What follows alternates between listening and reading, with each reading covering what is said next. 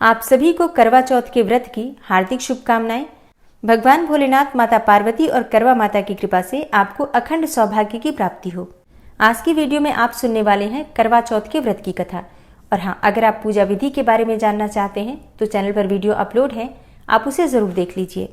प्रत्येक वर्ष कार्तिक मास की कृष्ण पक्ष की चतुर्थी तिथि को करवा चौथ का व्रत रखा जाता है। करवा चौथ का व्रत सुहागिन महिलाएं भी धारण करती हैं, कुंवारी कन्याएं भी धारण करती हैं, क्योंकि शास्त्रों के अनुसार इस व्रत को धारण करने से सुहागिन महिलाओं को अखंड सौभाग्य की प्राप्ति होती है और कुंवारी कन्याओं को मन वांछित जीवन साथी की प्राप्ति होती है। और साल 2023 में करवा चौथ का व्रत रखा जाएगा 1 नवंबर 2023 को, यानी कि बुधवार के दिन। 31 अक्टूबर को चतुर्थी तिथि प्रारंभ हो जाएगी रात्रि में 9:30 पर और समाप्त हो रही है 1 नवंबर को रात्रि में 9:19 पर। ऐसे में सूर्योदय कालीन तिथि और चंद्रोदय तिथि के अनुसार 1 नवंबर 2023 बुधवार को करवा चौथ का व्रत रखा जाएगा। ये व्रत पूरी तरह से निर्जल होता है। सुबह सूर्योदय से प्रारंभ होकर चंद्रोदय पर चांद को अर्घ्य देकर ही ये व्रत खोला जाता है। अपने पति की लंबी आयु के लिए, उनकी सुख समृद्धि के लिए और अखंड सौभाग्य की कामना से सुहागिन महिलाएं इस व्रत को धारण करके और शाम के समय शिव पार्वती की पूजा करती हैं, माता करवा की पूजा करती हैं और फिर जब चंद्रमा उदित होते हैं तो चंद्रमा को अर्घ्य देकर और विधि विधान से चंद्रमा की पूजा करने के बाद पति के दर्शन करती हैं, पति की पूजा करती हैं, उनके चरण स्पर्श करती हैं और फिर पति के ही हाथों से जल ग्रहण करके इस व्रत को खोलती हैं, व्रत का पारण करती हैं। तो ये व्रत सौभाग्यवती महिलाओं के लिए विशेष रूप से बहुत महत्वपूर्ण होता है। और बात करेंगे पूजा के शुभ मुहूर्त के बारे में और इसके साथ ही चंद्र दर्शन के शुभ मुहूर्त के बारे में, लेकिन उससे पहले सुनते हैं करवा चौथ व्रत की पौराणिक कथाएं। बहुत समय पहले की बात है, एक साहूकार के 7 बेटे और उनकी एक बहन करवा थी। सभी 7 भाई अपनी बहन से बहुत प्यार करते थे, यहाँ तक कि वे पहले उसे खाना खिलाते और बाद में स्वयं खाते थे। एक बार उनकी बहन ससुराल से मायके आई हुई थी। शाम को भाई जब अपना व्यापार व्यवसाय बंद करके घर आए तो देखा उनकी बहन बहुत व्याकुल थी।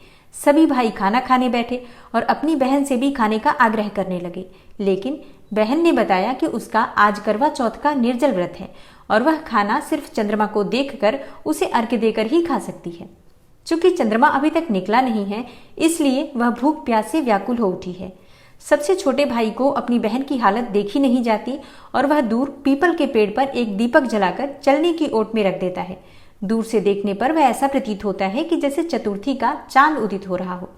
इसके बाद भाई अपनी बहन को बताता है कि चांद निकल आया है, तुम उसे अर्घ्य देने के बाद भोजन कर सकती हो। बहन खुशी के मारे सीढ़ियों पर चढ़कर चांद को देखती है, उसे अर्घ्य देकर खाना खाने बैठ जाती है। वह पहला टुकड़ा मुंह में डालती है तो उसे छींक आ जाती है, दूसरा टुकड़ा डालती है तो उसमें बाल निकल आता है और जैसे ही तीसरा टुकड़ा मुंह में डालने की कोशिश करती है तो उसके पति की मृत्यु का समाचार उसे मिलता है। वह बौखला जाती है। उसकी भाभी उसे सच्चाई से अवगत कराती है कि उसके साथ ऐसा क्यों हुआ। करवा चौथ का व्रत गलत तरीके से टूटने के कारण देवता उससे नाराज हो गए हैं और उन्होंने ऐसा किया है। सच्चाई जानने के बाद करवा निश्चय करती है कि वह अपने पति का अंतिम संस्कार नहीं होने देगी और अपने सतीत्व से उन्हें पुनर्जीवन दिलाकर ही रहेगी। वह पूरे 1 साल तक अपने पति के शव के पास बैठी रहती है, उसकी देखभाल करती है और उसके ऊपर उगने वाली सुई नुमा घास को वह एकत्रित करती जाती है। 1 साल के बाद जब फिर करवा चौथ का दिन आता है, उसकी सभी भाभियां करवा चौथ का व्रत रखती हैं। जब भाभियां उससे आशीर्वाद लेने आती हैं तो वह प्रत्येक भाभी से कहती है, यम सुई ले लो, पिय सुई दे दो, मुझे भी अपनी जैसी सुहागिन बना दो, ऐसा आग्रह करती है। लेकिन हर बार भाभी उसे अगली भाभी से आग्रह करने को कहकर चली जाती है। इस प्रकार जब 6ठे नंबर की भाभी आती है तो करवा उससे भी यही बात दोहराती है। तब यह भाभी उसे बताती है कि चूंकि सबसे छोटे भाई की वजह से उसका व्रत टूटा था, अतः उसकी पत्नी में ही शक्ति है कि वह तुम्हारे पति को दोबारा जीवित कर सकती है। इसलिए जब वह आए तो उसे पकड़ लेना और जब तक वह तुम्हारे पति को जिंदा न कर दे उसे नहीं छोड़ना। ऐसा कहकर वह चली जाती है। सबसे अंत में छोटी भाभी आती है। करवा उनसे भी सुहागिन बनने का आग्रह करती है, लेकिन वह टाल मटोली करने लगती है। इसे देख करवा उन्हें जोर से पकड़ लेती है और अपने सुहाग को जिंदा करने के लिए कहती है। भाभी उससे छुड़ाने के लिए नोचती है, खसोटती है, लेकिन करवा नहीं छोड़ती है। अंत में उसकी तपस्या को देख भाभी पसीज जाती है और अपनी छोटी उंगली को चीरकर उसमें से अमृत उसके पति के मुंह में डाल देती है। करवा का पति तुरंत श्री गणेश करता हुआ उठ बैठता है। इस प्रकार प्रभु की कृपा से उसकी छोटी भाभी के माध्यम से करवा को अपना सुहाग वापस मिल जाता है। हे श्री गणेश, हे माँ गौरी, जिस प्रकार करवा को चिर सुहागन होने का वरदान आपसे मिला है, वैसा ही सब सुहागनों को मिले। और करवा चौथ व्रत के इस कथा को सुनने के बाद भगवान गणेश की कथा भी जरूर सुननी और पढ़नी चाहिए। ओम श्री गणेशाय नमः। एक बार गणेश जी भक्तों की परीक्षा लेने के लिए एक बालक का रूप धरकर पृथ्वी लोक पर आते हैं। भगवान गणेश लोगों से खीर बनाने के लिए कहते हैं। 1 चम्मच दूध और 1 चुटकी चावल लेकर लोगों के पास जाते हैं और उनसे दूध और चावल की खीर बनाने के लिए कहते हैं। 1 चुटकी चावल और थोड़े से दूध की खीर बनाने की बात सुनकर लोग उन पर हंसने लगते हैं। बहुत भटकने के बाद भी जब कोई खीर बनाने के लिए राजी नहीं होता है तो आखिर एक गांव में एक बुढ़िया को उन पर दया आ जाती है और वह बोलती है, ला बेटा, मैं बना देती हूँ खीर। ऐसा कहकर वह एक छोटी सी कटोरी लेकर आती है। यह देख बालक बोला, अरे माँ, इस कटोरी में क्या होगा, कोई बड़ा बर्तन लेकर आओ। बच्चे का मन रखने के लिए बुढ़िया बड़ा बर्तन लेकर आती है। अब बालक उसमें चावल और दूध उंडेलता है और देखते ही देखते वह बर्तन भर जाता है और उसके बाद भी चुटकी भर चावल और चम्मच भर दूध खत्म नहीं होता। बुढ़िया एक एक करके घर के सारे बर्तन ले आती है। सब बर्तन भर जाते हैं लेकिन चुटकी भर चावल और चम्मच भर दूध खत्म ही नहीं होता। तब बालक उस बुढ़िया से कहता है कि वह खीर बनाने के लिए सामग्री को चूल्हे पर चढ़ा दे तथा गांव में जाएं और सबको खाना खाने का निमंत्रण देकर आए। जब खीर बन जाए तो उसे भी बुला लेना। बुढ़िया वैसा ही करती है। सारा गांव आता है और खीर खाकर चला जाता है, लेकिन उसके बाद भी खीर बच जाती है। बुढ़िया पूछती है कि वह इसका क्या करे। तब बालक ने कहा कि इस खीर को अपने घर के चारों कोने में बर्तन सहित उलटकर ढक दे और सुबह होने तक ऐसे ही रहने दे।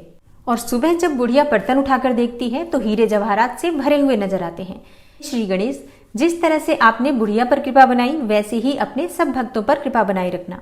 करवा चौथ व्रत की तीसरी कथा। एक बार पांडुपुत्र अर्जुन तपस्या करने नीलगिरी नामक पर्वत पर गए। इधर द्रौपदी बहुत परेशान थी। उनकी कोई खबर न मिलने पर उन्होंने भगवान कृष्ण को ध्यान किया, अपनी चिंता व्यक्त की। कृष्ण भगवान ने कहा, बहना, इसी तरह का एक प्रश्न एक बार माता पार्वती ने शंकर जी से भी किया था। तब शंकर जी ने माता पार्वती को करवा चौथ का व्रत बतलाया था। इस व्रत को करने से स्त्रियां अपने सुहाग की रक्षा हर आने वाले संकट से वैसे ही कर सकती हैं जैसे एक ब्राह्मण ने की थी। प्राचीन काल में एक ब्राह्मण था। उसके 4 लड़के एवं 1 लड़की गुणवती थी। एक बार लड़की मायके में थी, तब करवा चौथ का व्रत पड़ा। उसने व्रत को विधि पूर्वक किया। पूरे दिन निर्जला रही, कुछ खाया पिया नहीं। पर उसके चारों भाई बहुत परेशान थे कि बहन को प्यास लगी होगी, भूख लगी होगी और बहन चंद्रोदय के बाद ही जल ग्रहण करेगी। भाइयों से न रहा गया। उन्होंने शाम होते ही बहन को बनावटी चंद्रोदय दिखा दिया। एक भाई पीपल की पेड़ पर छलनी लेकर चढ़ गया और दीपक जलाकर छलनी से रोशनी उत्पन्न कर दी। तभी दूसरे भाई ने नीचे से बहन को आवाज दी, देखो बहन, चंद्रमा निकल आया है, पूजन करके भोजन ग्रहण करो। बहन ने भोजन ग्रहण किया। भोजन ग्रहण करते ही उसके पति की मृत्यु हो गई। अब वह दुखी होकर विलाप करने लगी। तभी वहां से रानी इंद्राणी जा रही थी। उनसे उसका दुख न देखा गया। ब्राह्मण कन्या ने उनके पैर पकड़ लिए और अपने दुख का कारण पूछा। तब इंद्राणी ने बताया, तूने बिना चंद्र दर्शन किए करवा चौथ का व्रत तोड़ दिया, इसलिए यह कष्ट मिला है। अब तू वर्ष भर की चौथ का व्रत नियम पूर्वक करना तो तेरा पति जीवित हो जाएगा। उसने इंद्राणी के कहे अनुसार चौथ व्रत किया तो पुनः सौभाग्यवती हो गई। इसलिए प्रत्येक स्त्री को अपने पति की दीर्घ आयु के लिए यह व्रत अवश्य करना चाहिए। द्रौपदी ने यह व्रत किया और अर्जुन सकुशल मनोवांछित फल प्राप्त करके वापस लौट आए। तभी से हिंदू महिलाएं अपने अखंड सौभाग्य के लिए करवा चौथ का व्रत धारण करती हैं और चंद्रमा के दर्शन करने के बाद पति के हाथों से जल पीकर इस व्रत का समापन करती हैं। तो करवा चौथ की ये 3 कथाएं हैं। इन तीनों कथाओं को आज सुनने से अखंड सौभाग्य की प्राप्ति होती है। करवा चौथ का व्रत जब धारण करते हैं तो चंद्रमा की पूजा करना, चंद्रमा को अर्घ्य देना अत्यंत आवश्यक माना गया है।